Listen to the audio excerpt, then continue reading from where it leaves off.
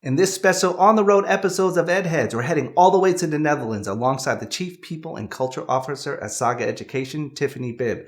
High-impact tutoring is now a global movement, and we're going to hear from practitioners and researchers about what they're doing to accelerate equity using the power of personalized learning. I'm AJ Gutierrez. I'm Tiffani Bibb. And this is EdHeads.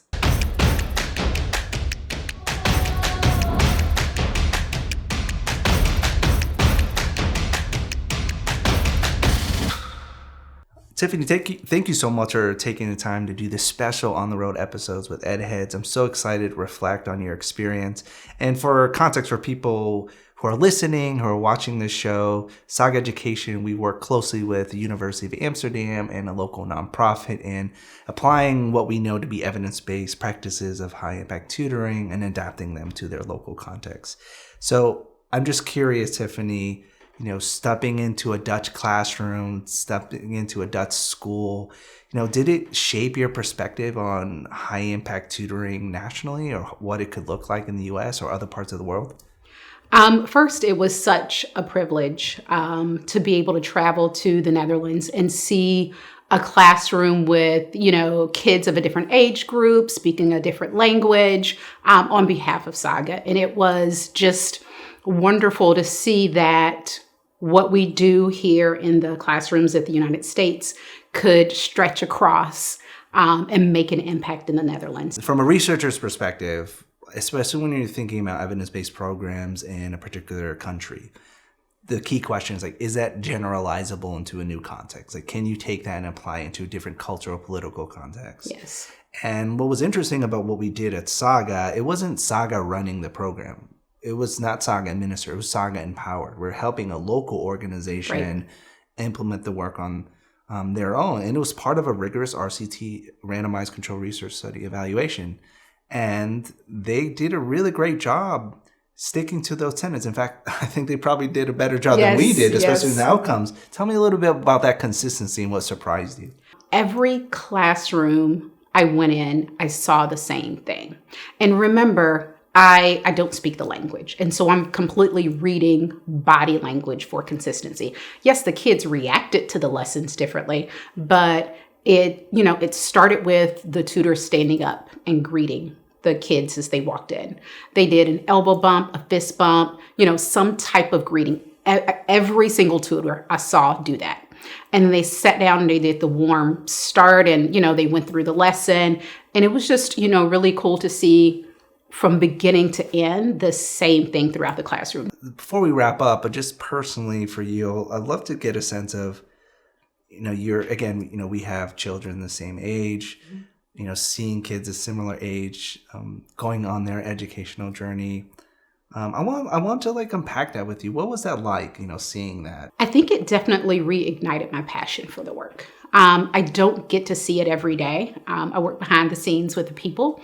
But I pride myself and my team in taking great care of the people that do the work. I'm not out there in the front lines every day, but it just reignited that passion for me personally. When I think about lessons learned and kind of what it meant to me to visit is no matter where you are, kids are the same. And they have the same challenges. They have some of the same, setbacks. And they need some of the same things to persist through these things. And a caring adult in a school classroom is one of those things that I don't care where you are. A kid is always going to benefit from it. I know your story, AJ. My story is I'm here today because of caring adults in classrooms. And the more we can do those things, the more we can scale that. I think so many kids would be better off because of it. Well, that's really incredibly powerful stuff. And as the saying goes, kids don't care how much you know until they know how much you care. And you met some really great people in this trip, including Bo Paulle, who's a researcher at the University of Amsterdam. So let's take a look. Thank you, Bo, for sitting down and chatting with me today. I want to start with some history and some context. Can you share with us your history with high-dosage tutoring and what's your path to where you are today? Okay. So my path, I'll try to keep it short. I grew up in New York. I ended up at a Catholic high school in the South Bronx, working class kids. And I just saw these guys getting chewed up. Ended up selling cocaine, doing time, dead, on the run from the cops. And I knew that a lot of these kids were just as intelligent as I was. And I just thought from the time I was about 16, 17, 18, as an angry young man, what can schools do for these at-risk populations? I got my master's degree in sociology, and I started teaching in the South Bronx. I taught for 3 years at an overwhelmed, high-poverty, non-selective high school. Then I went to the Netherlands, and I taught at the rough equivalent in Amsterdam. No gangs, no guns, but very, very little time on task and a lot of stress, overwhelmed school. That became the empirical foundation for my dissertation. I got my PhD from the University of Amsterdam. I wrote a book based on my dissertation with the University of Chicago Press. The title became Toxic Schools. So it was about the kids being immersed in negative peer dynamics.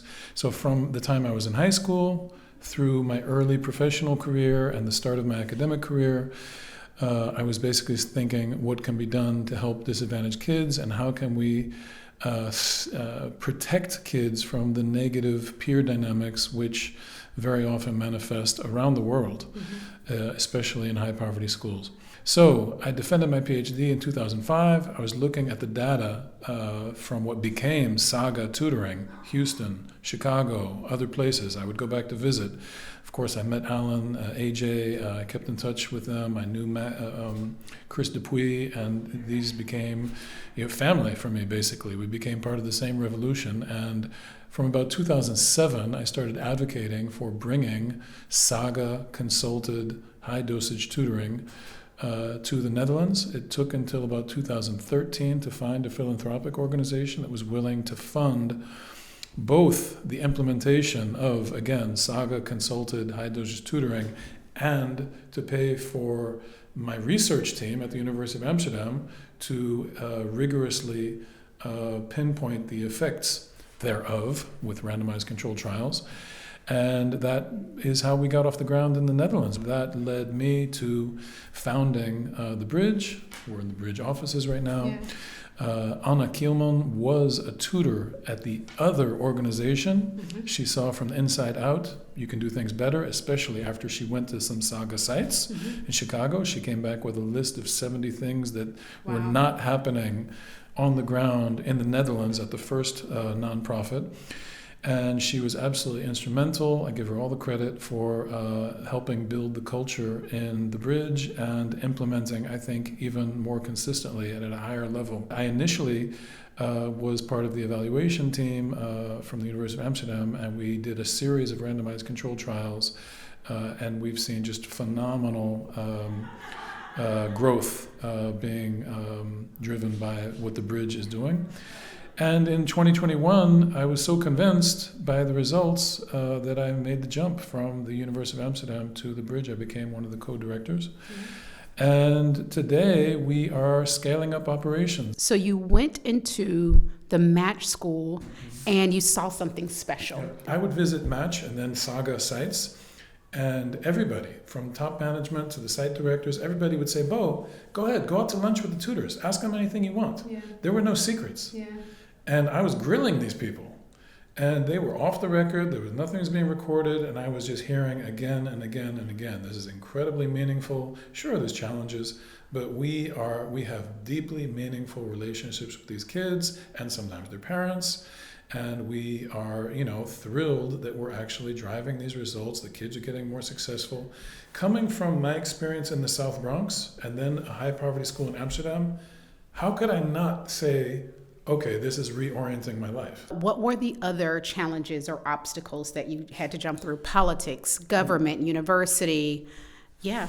So you have 7 hours for my answer? No, look, building coalitions when there's no evidence in a new context, people, of course, are going to say, maybe it works in Houston and Chicago, and maybe you can explain to me what a randomized controlled trial is. and why that's the gold standard for program evaluation, but I'm here in Rotterdam, I'm here in Amsterdam. Why would I extrapolate from what you're talking about?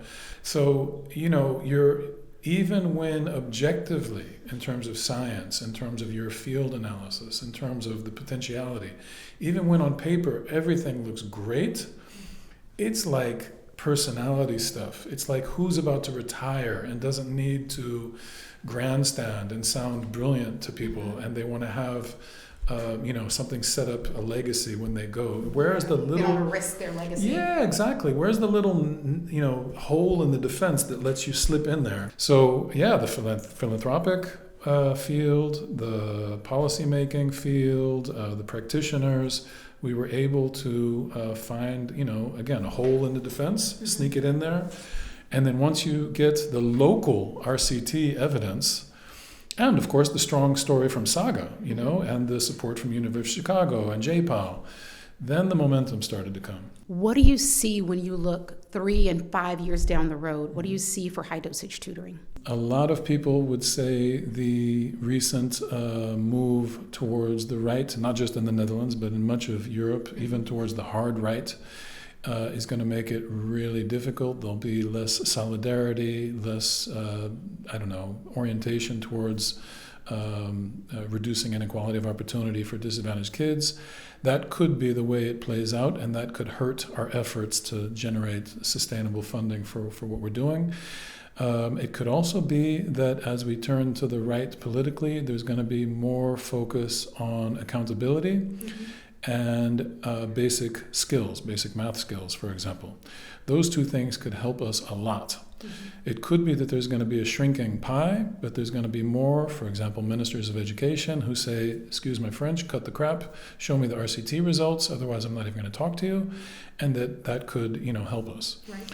And I don't want it to be only math, certainly not, teaching to the test nonsense. But I do believe in augmenting math skills also as a way to strengthen kids' socio-emotional resources, their sense of self, their sense of the future, their self-confidence. I don't believe in the dichotomy between cognitive over here and socio-emotional over there. Right. So I don't have a moral problem with speaking to more right-wing politicians and saying, okay, you're focused on accountability, here are the RCT results, you're focused on basic skills, I'm also focused on basic skills, also as a proxy for socio-emotional development. We don't know how that's going to play out in the Netherlands and across Europe. It doesn't seem plausible to me that there's going to be a swing back to the left anytime soon. Right. And the educational system is cracking. There's a city about an hour from where we are right now, and the teacher shortage is 38%. They cut down to 4 days a week. Just in terms of how much kids are learning, the most disadvantaged kids in the country, the bottom is falling out. I think there is more respect for randomized controlled trials. There's more knowledge about it. So I think there's something of, I don't want to be too naive, I don't want to come across as naive and to glorify it, sugarcoat, but I think there is something of an evaluation revolution moving towards genuinely scientific educational reform. And hey, if we can get the right models with the right dosage, with the right relationships between the kids and the tutors, and if we can implement consistently with high fidelity, I think we can potentially stand to gain from even this right-wing shift. Potentially, again, the jury is still out, and the future can be bright. It's just way too early to say. Yeah. And I really emphasize everybody, whether you're on the political right or on the political left, we all stand to gain by scaling up with the right fidelity programs that increase the objective life chances of at-risk kids. Whether you're on the right and you don't want to spend money on taxes to build prisons, whether on your left and you want to nurture these disadvantaged kids and you feel solidarity, they're our kids. However you look at it, we all stand to gain. And that's the apolitical message we need to try to get across, I'm assuming, not just in the Netherlands. Right. Awesome. Thank you so much for your time. Thank you. Follow us for more conversations with leading experts next time on EdHeads.